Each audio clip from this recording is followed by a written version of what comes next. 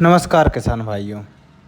तो आज हम आपको बताएंगे कि चना और मसूर की जो सेटिंग करते हैं थ्रेसर में कि वो किस प्रकार से होनी चाहिए, उसके बारे में हम विस्तार से बात करेंगे। तो आप ये देख रहे हैं हमारे पास ये वर्धमान मल्टी क्रॉप थ्रेसर है और ये कम से कम 2 साल पुराना हो चुका है। तो इसमें हमने अभी कुछ दिन पहले चना और मसूर की सेटिंग किए थे, क्योंकि इससे पहले जो सेटिंग थी वो धान की सेटिंग थी, क्योंकि जो पिछला सीज़न था वो धान और मक्का का था।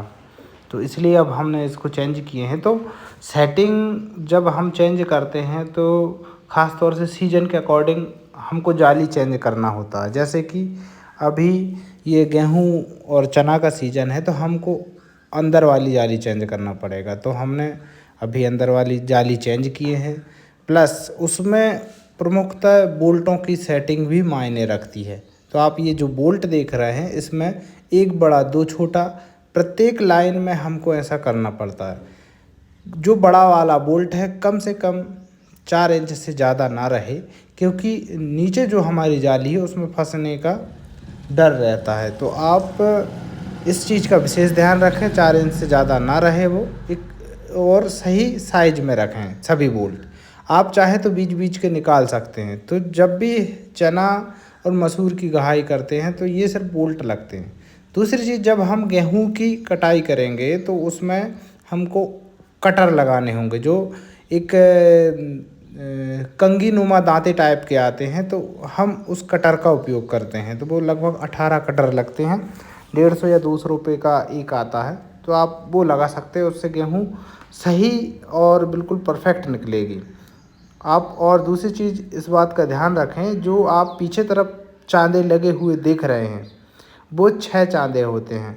उनमें से हमने एक छोड़ के एक चांदा निकाल दिया है बीच बीच से। तो 3 चांदे हम निकाल चुके हैं और 3 चांदे अभी लगे हुए हैं। उसके अलावा जो लास्ट में भील के किनारे जो बड़ा चांदा होता है वो हमको दोनों चांदे लगा के रखना है, क्योंकि इसमें भूसा नीचे से जाके साइड से निकलता है।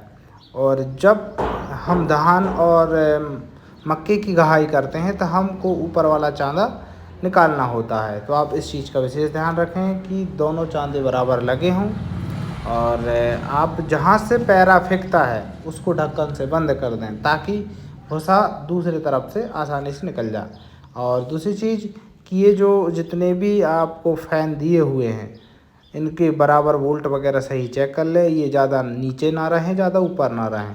ज़्यादा नीचे रहेंगे तो अनाज जाने की संभावना पूरी रहती है, और ज़्यादा ऊपर रहने से ये सही तरीके से अनाज को साफ़ नहीं कर पाएगा। तो ये चीज़ आप बिल्कुल चेक करके देख लें। और सभी प्रकार के नट बोल्ट ज़रूर चेक कर लें, क्योंकि ये बहुत बड़ी मशीन है तो ख़तरा का चांसेस ज़्यादा रहता है। कोई भी किसी प्रकार के नट लगे हुए अच्छे से रहें। और ये आप ये जो देख रहे हैं इससे अनाज साफ़ करते हैं। और ये जो आप देख रहे हैं यहाँ से ये पैरा फेंकता है, इसको हम बंद कर देते हैं, क्योंकि भूसा यहाँ से निकलता है। और ये विभिन्न प्रकार के फिल्टर हैं, यहाँ से कचरा है, बदरा है, ये अलग अलग प्रकार के, मतलब कचरा कहना चाहिए, वो निकलता है। तो आप इस चीज़ का विशेष ध्यान रखें। हमारे वीडियोस जुड़े रहें, सब्सक्राइब करें, शेयर करें। नमस्कार किसान।